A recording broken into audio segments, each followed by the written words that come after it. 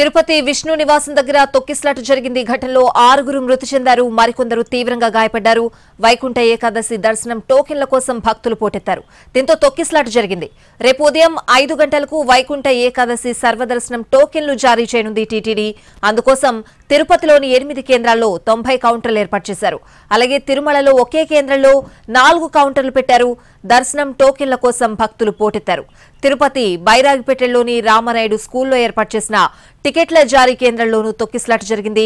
అక్కడ కూడా పలువురికి గాయాలయ్యాయి.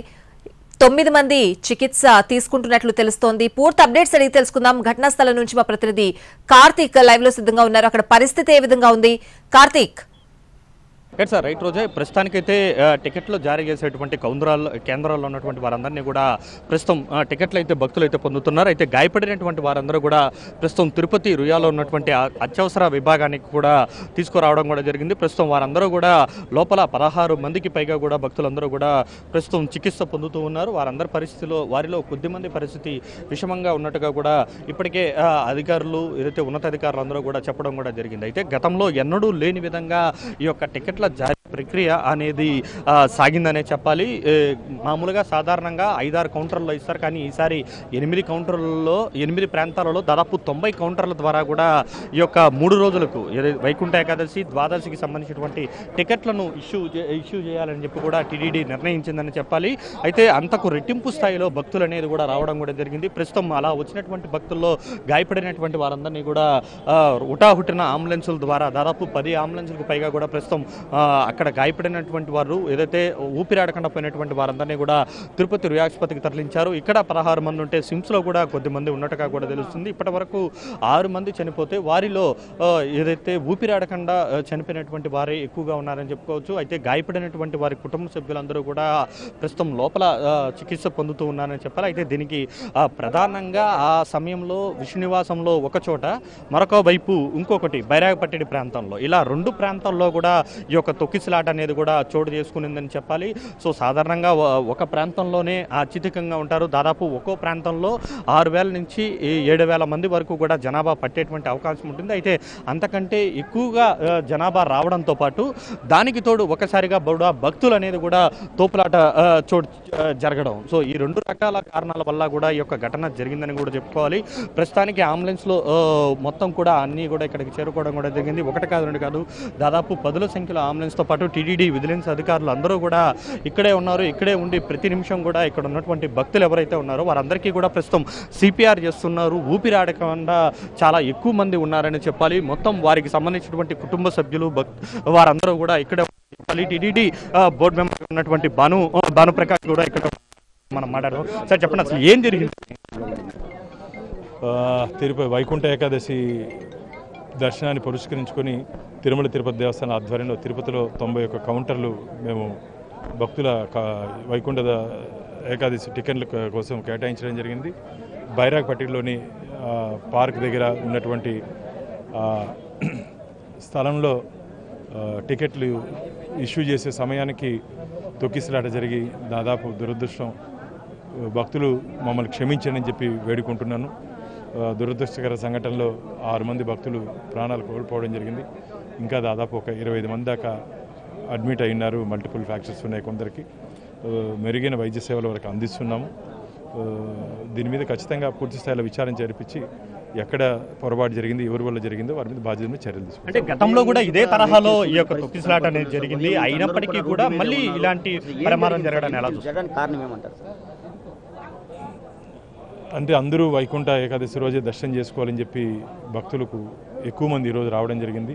కానీ ఆ క్యూ లైన్ సిస్టమ్ అన్నీ మేము మెయింటైన్ జాగ్రత్త ఈరోజు ఉదయమే మేము చైర్మన్ గారి అధికారులతో దీని మీద ఏ విధంగా జాగ్రత్తలు తీసుకోవాలని చెప్పి కూడా ఉదయం నుంచే క్రౌడ్ వస్తూ ఉంది, జాగ్రత్తలు తీసుకోవాలని చెప్పి అనుకున్నాం.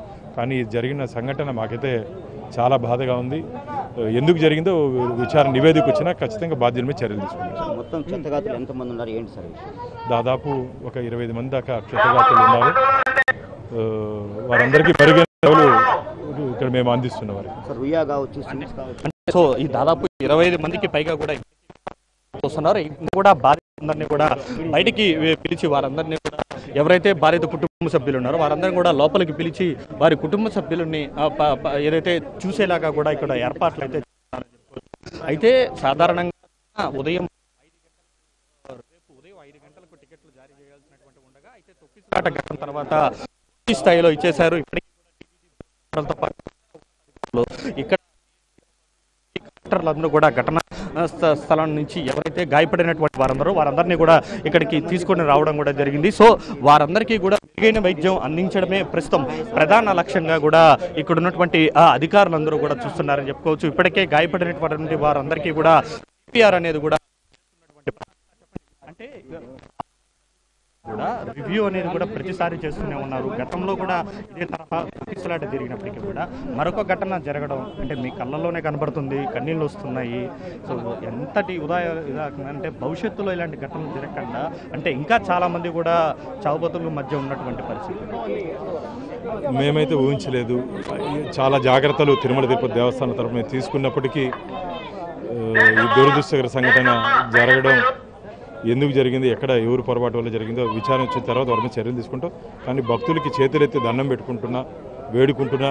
వైకుంఠ ఏకాదశి కాదు, మనకు 10 రోజులు ఉంటుంది. అదే కాకుండా ఇలా ఏ రోజు వచ్చినా మనకు అదే దక్కుతుంది.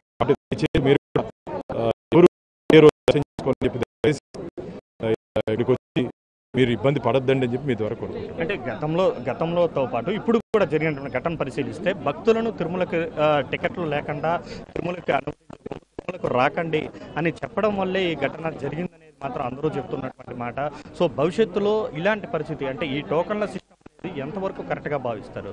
యాజ్ ఏ ఒక టీటీడీ బోర్డు మెంబర్గా గతంలో కూడా ఇలాంటి ఘటన జరిగినప్పుడు కూడా మీరు కూడా చాలా గట్టిగా స్పందించినటువంటి పరిస్థితి. అయితే ఈరోజు ఘటనకి మీ కళ్ళల్లో కన్నీళ్ళు వస్తున్నాయి, మాకు కనబడుతూ ఉంది. సో ఏం చెప్తారు భక్తులకి కానీ టీటీడీ కానీ భవిష్యత్తులో మీరు యాజ్ ఏ బోర్డు మెంబర్గా ఏం చర్యలు తీసుకుంటున్నారు? భక్తుల్ని మేము రావద్దని చెప్పలేదండి. ఈరోజు ఉదయం కూడా చైర్మన్ గారు మేము ఉదయం పత్రికా మిత్రుల సమావేశంలో భక్తులను ఎవరు నిలిపే శక్తి కానీ అధికారం కానీ ఎవరికి లేదు. కానీ టోకెన్ ఉన్న భక్తులకు మాత్రం దర్శనం అవుతుందని చెప్పి, ఎందుకంటే తిరుమలకు వచ్చిన తర్వాత దర్శనం కాకపోతే అఖిలాండం దగ్గర కొబ్బరి కొట్టు మొక్కులు తెచ్చుకునే సాంప్రదాయం ఉంది. కాబట్టి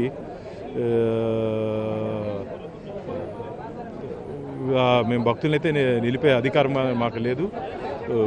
చాలా దురదృష్టకర సంఘటన. ఆయన మాట్లాడలేనటువంటి పరిస్థితుల్లో ఉన్నారు, కన్నీళ్లు పెట్టుకుంటున్నారు. కొద్దిమంది భక్తులు గాయపడినటువంటి భక్తులతో కూడా ఆయన మాట్లాడుతున్నటువంటి పరిస్థితి. అయితే అన్యూహ్యం అనేది కూడా కనబడిందనే చెప్పాలి. ఎందుకంటే గతంలో కూడా ఈ తరహాలో భక్తులు అనేది కూడా ఏదైతే స్వామివారి వైకుంఠ దర్శనంగా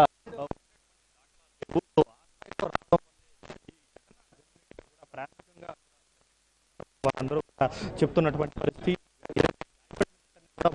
కూడా అనేది పోలీసులు కావచ్చు, ఇతర సిబ్బంది అందరూ కూడా అందించడం కూడా జరిగింది. అయినప్పటికీ కూడా ఘటనకు సరైనటువంటి సమయంలో అంబులెన్సులు అనేది కూడా అందుబాటులో లేదనేది కూడా గాయపడినటువంటి వారందరూ కూడా చెప్తూ వస్తున్నారు. టీటీడీ బోర్డు మెంబర్గా ఉన్నటువంటి భానుప్రకాష్ రెడ్డి కూడా దాదాపు 20 మందికి పైగా కూడా ప్రస్తుతం చికిత్స పొందుతున్నారు. వారందరికీ కూడా మెరుగైన వైద్యం అందిస్తున్నామని కూడా చెప్తున్నటువంటి పరిస్థితి. రేపు ఏదైతే బాధితులను పరామర్శించడానికి కూడా సీఎం చంద్రబాబు తిరుపతికి రాబోతున్నారు. ఒక అత్యంత బాధాకరమైనటువంటి ఘటనగా కూడా సీఎం చంద్రబాబు చెప్పడం కూడా జరిగింది. సో ఈ మేరకు ఏర్పాట్లు అనేది కూడా చేస్తున్నారు. గాయపడినటువంటి వారందరికీ కూడా ఇక్కడే కాకుండా సిమ్స్లో కూడా 8 మంది గాయపడినటువంటి భక్తులు ఉన్నారు. వీరిలో చాలామంది బయట రాష్ట్రాలకు చెందినటువంటి భక్తులు కూడా ఎక్కువగా ఉన్నట్టుగా కూడా తెలుస్తుంది. తమిళనాడు భక్తులు, గోవిందమాల ధరించినటువంటి భక్తులు కూడా పెద్దవారు ఎక్కువగా ఉన్నట్టుగా కూడా తెలుస్తుంది. ప్రస్తుతం వారందరికీ కూడా శ్వాస అందించేటువంటి ప్రక్రియ సిపిఆర్ ద్వారా కూడా వారందరికీ కూడా పూర్తి స్థాయిలో కోలుకునేలాగా కూడా ప్రస్తుతం తిరుపతి రుయా వైద్యులు కావచ్చు, సిమ్స్ వైద్యులు కావచ్చు, ఇద్దరు కూడా చేస్తూ ఉన్నారు. ఇప్పటికే టీటీడీ ఈవోతో పాటు అందరూ కూడా వచ్చారు. మరి కాసేపట్లోనే టీటీడీ చైర్మన్ కూడా తిరుపతి రుయా ఆసుపత్రికి వస్తున్నారని చెప్పాలి. అయితే ప్రస్తుతానికి ఎక్కడైతే టికెట్లు జారీ చేస్తున్నారో ఆయా ప్రాంతాల్లో అయితే ప్రస్తుతం భక్తుల రద్దీ అనేది కూడా క్రమబద్ధీకరించారు. ఎక్కడ కూడా ఇబ్బందులు లేకుండా భక్తులు అయితే టోకన్లు అయితే తీసుకుంటూ ఉన్నారు. ఏదైతే తొక్కిసలాట ఘటన జరిగినటువంటి విష్ణునివాసం కావచ్చు, దాని తర్వాత బైరాగపట్టి ప్రాంతంలో ఉన్నటువంటి వారందరినీ కూడా ప్రస్తుతం తిరుపతి రుయా ఆసుపత్రితో సహా సిమ్స్లో వైద్యం అనేది కూడా అందిస్తున్నటువంటి పరిస్థితి ఉందని చెప్పుకోవాలి. Over to you.